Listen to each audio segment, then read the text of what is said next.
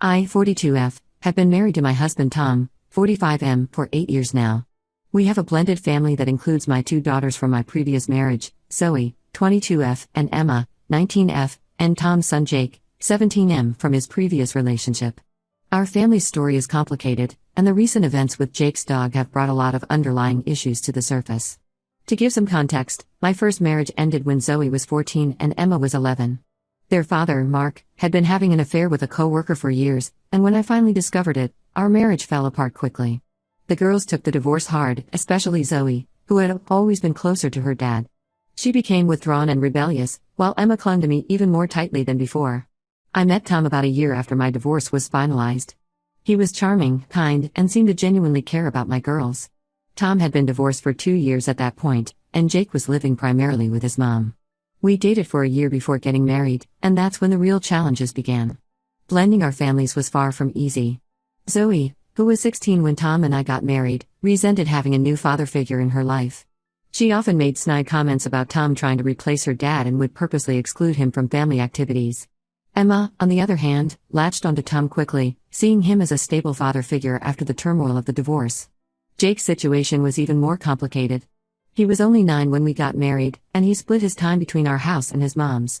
Jake's mom, Lisa, had some issues with substance abuse, which meant that Jake's home life was often unstable. Tom felt incredibly guilty about this, and it led him to overcompensate when Jake was with us. From the beginning, Tom would let Jake get away with things he'd never allowed Zoe or Emma to do.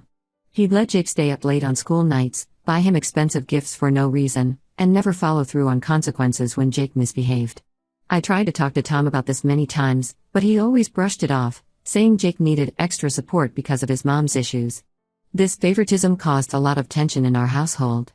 Zoe, already resentful of Tom, saw Jake as the golden child and would often pick fights with him. Emma, desperate for attention, started acting out in school. I felt caught in the middle, trying to balance everyone's needs while also addressing the clear disparity in how the kids were being treated. Things came to a head about 3 years ago when Jake, then 14, started begging Tom for a dog. We already had a cat, Whiskers, who had been with me and the girls since before the divorce. Jake insisted that he wanted a dog of his own, promising to take full responsibility for its care. I was hesitant. Jake had shown little interest in helping with Whiskers, and I worried that the responsibility of a dog would be too much for him. But Tom was adamant, insisting that having a dog would teach Jake valuable life skills and give him a sense of purpose. After weeks of debate, I reluctantly agreed. Tom surprised Jake with a golden retriever puppy for his 14th birthday.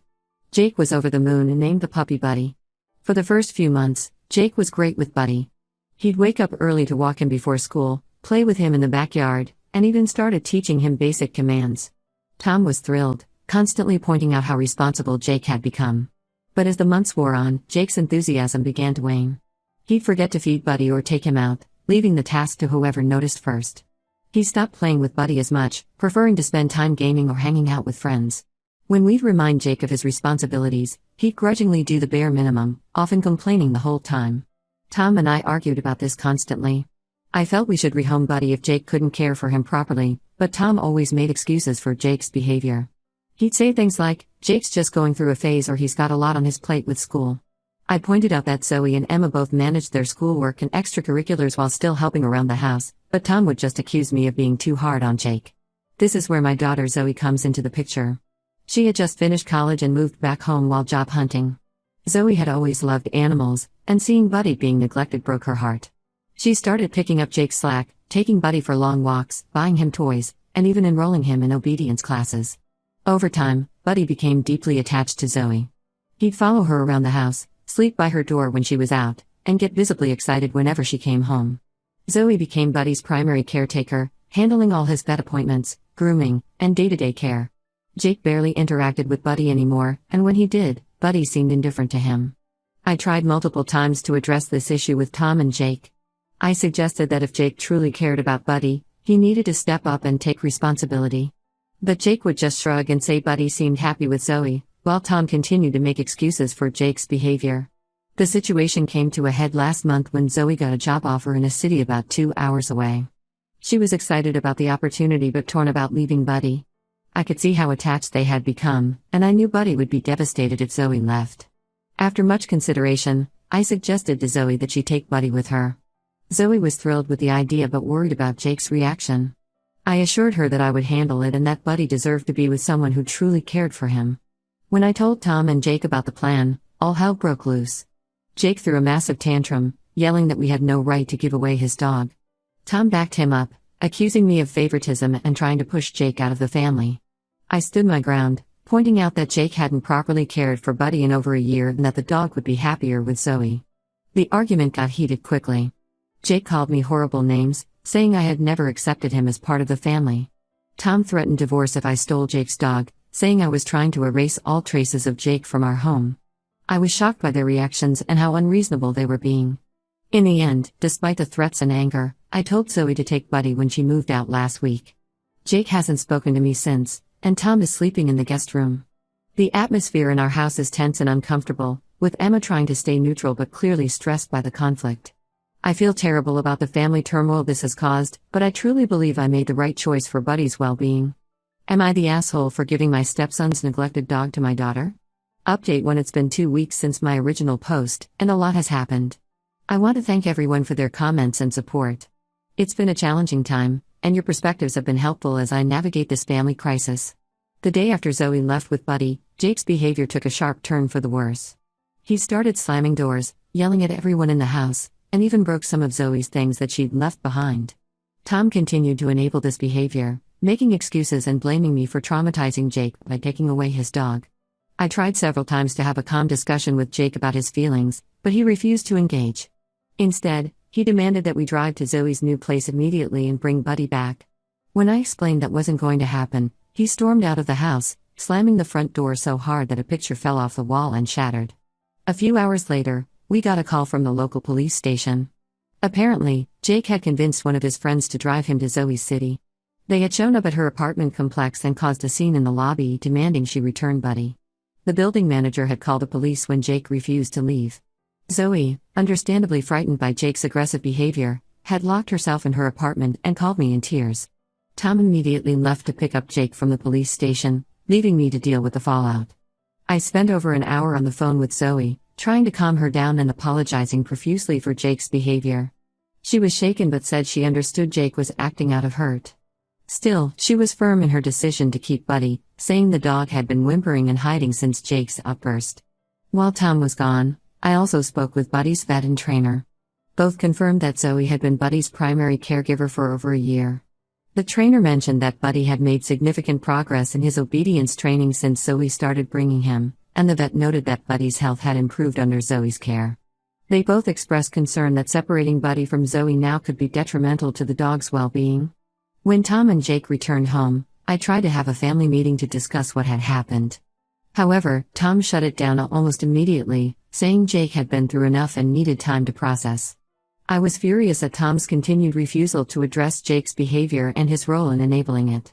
We ended up in a heated argument after Jake went to his room, with Tom accusing me of never having accepted Jake as part of the family.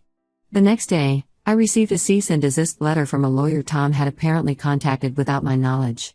The letter demanded the immediate return of Jacob's property, the dog known as Buddy, and threatened legal action if we didn't comply within 48 hours. I was stunned that Tom would go to such lengths without even discussing it with me first. Feeling overwhelmed and unsure of my legal standing, I consulted with a lawyer of my own. She assured me that we have a strong case if it comes to a legal battle. Buddy has been in Zoe's care for over a year, all vet records and expenses are in her name, and we have multiple witnesses to Jake's neglect of the dog. My lawyer also pointed out that since Buddy was a gift, and Jake is a minor, the legal ownership is murky at best. The household has become incredibly tense. Emma, my younger daughter, has retreated to her room, not wanting to get involved in the conflict. She told me privately that she agrees Buddy is better off with Zoe but doesn't want to take sides openly. Jake continues to alternate between angry outbursts and sullen silence, refusing to go to school and spending most of his time locked in his room playing video games. Tom and I are barely speaking. When we do interact, it's either to argue about the situation with Buddy or to discuss mundane household matters in clipped, formal tones. I've started sleeping in the guest room myself, unable to bear the tension of sharing a bed with Tom. I'm holding firm on my decision about Buddy, but I'm worried about the long-term impact this will have on our family. The rift between Tom and me seems to be growing wider by the day, and I'm genuinely concerned about the state of our marriage. Jake's behavior is also deeply troubling, and I fear that Tom's constant enabling is doing more harm than good. Despite all this, I still believe I made the right choice for Buddy's well-being. The dog deserves to be with someone who loves and cares for him properly. I just hope that in time, Jake and Tom will be able to see that too. I'll update again if there are any significant developments, especially regarding the potential legal action. Thank you all again for your support during this difficult time. Update 2. It's been a month since my last update, and I wanted to share some unexpected developments in our family situation. Things have taken a turn that I never saw coming, and I'm still processing everything that's happened. After my last update, the tension in our house continued to escalate. Tom followed through on his threat of legal action, and we received a summons for a civil court date regarding ownership of Buddy. I was devastated that it had come to this, but I was prepared to fight for what I believed was right. The night before our scheduled court appearance, something unexpected happened. Jake knocked on my door late in the evening, asking if we could talk. It was the first time he had willingly spoken to me since Buddy left. I was surprised but agreed, hoping we might finally have a breakthrough. What Jake told me that night changed everything. For the first time since this whole ordeal began, he was calm and seemed genuinely remorseful. He started by apologizing for his recent behavior, admitting that he had been lashing out because he felt guilty and ashamed. Then Jake revealed something that shocked me to my core. He confessed that he had been struggling with depression for the past year. He said it started after a falling out with his mom, Lisa. Apparently, Lisa had promised to get clean and that Jake live with her full-time, but she had relapsed badly, leading to a huge fight between them. Jake had been keeping this from everyone, not wanting to disappoint his dad or add to the family's problems. Jake explained that his withdrawal and neglect of Buddy were symptoms of his depression. He said he often couldn't find the energy to take care of himself, let alone a dog. He admitted that he knew Buddy was better off with Zoe but had been too proud and ashamed to admit it earlier. I was stunned and heartbroken that I hadn't realized how much Jake was struggling. I hugged him as he broke down crying, apologizing over and over the trouble he had caused.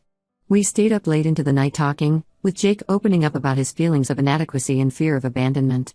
The next morning, Jake insisted on coming to court with us. Tom was surprised but didn't object. When we arrived at the courthouse, Jake asked to speak privately with Tom's lawyer. I wasn't privy to their conversation, but when they emerged, the lawyer looked troubled. When the judge called our case, Jake surprised everyone by asking to address the court. He took full responsibility for neglecting Buddy, telling the judge about his struggles with depression and how Zoe had stepped in to care for the dog when he couldn't. Jake said that while he missed Buddy, he knew the dog was better off with Zoe. He apologized for his recent behavior and asked the judge to allow Buddy to stay with Zoe. The judge commended Jake for his honesty and maturity. She ruled in our favor, officially granting ownership of Buddy to Zoe. Tom was visibly shocked by Jake's admission and the ruling. After court, he pulled Jake into a tight hug, tears in his eyes. On the drive home, Tom apologized to me for his behavior over the past month. He admitted that he had been so focused on protecting Jake that he had failed to see the real issues at hand. We agreed to start marriage counseling to work on our communication and the strain this situation had put on our relationship.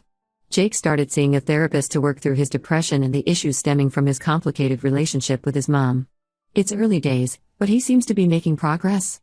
He's opened up more to Tom and me about his feelings and has even started talking about possibly reaching out to Lisa again, with the support of his therapist. Zoe has been incredibly understanding through all of this. When I told her about Jake's struggles, she was sympathetic and offered to bring Buddy for visits once things settled down.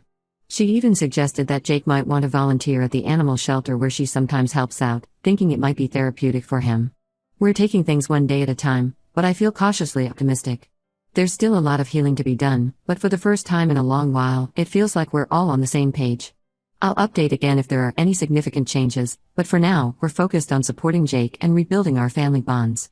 Final update: one of the most significant developments has been Jake's involvement at the local animal shelter.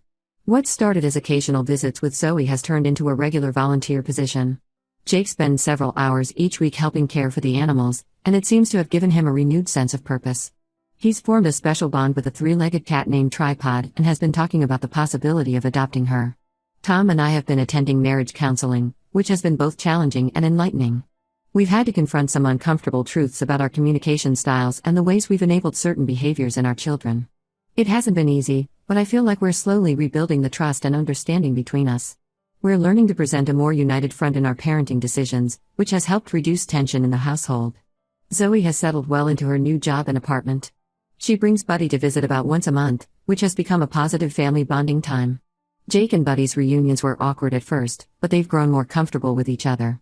Jake often takes Buddy for walks during these visits, which seems to be healing for both of them. Emma, who had initially tried to stay out of the conflict, has become more engaged with the family. She's opened up about feeling overlooked during the whole ordeal and has been working with a school counselor to address some of her own insecurities. Tom and I have made a conscious effort to spend more one-on-one time with her, which seems to be helping. As for Buddy, he's thriving under Zoe's care. She recently sent us a video of him completing an advanced obedience course, which made Jake beam with pride. It's been heartwarming to see Jake celebrate Buddy's achievements without the possessiveness he once showed. Our relationship with Tom's ex, Lisa, remains complicated. Jake has had a few supervised visits with her, which have been emotional but ultimately positive. She's been making efforts to maintain her sobriety, and while we're cautiously optimistic, we're also realistic about the challenges she faces. Last month, we had a family meeting where we all sat down and openly discussed the events of the past year.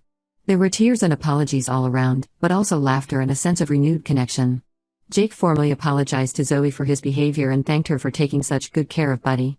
It felt like a significant moment of healing for our family. Looking back, I can see how this difficult situation ultimately led to some positive changes for all of us. We've learned valuable lessons about communication, responsibility, and the importance of addressing underlying issues rather than just surface behaviors. While I stand by my original decision about Buddy, I regret not recognizing Jake's struggles sooner. Our family isn't perfect, and we still have our share of disagreements and challenges. But the crisis with Buddy forced us to confront issues we had been avoiding and ultimately brought us closer together. I'm cautiously optimistic about our future as a family. Thank you all for your support throughout this journey. Your advice and perspective have been invaluable in helping us navigate this difficult situation. While I don't anticipate needing to post any further updates, I'm grateful for the role this community has played in our family's story.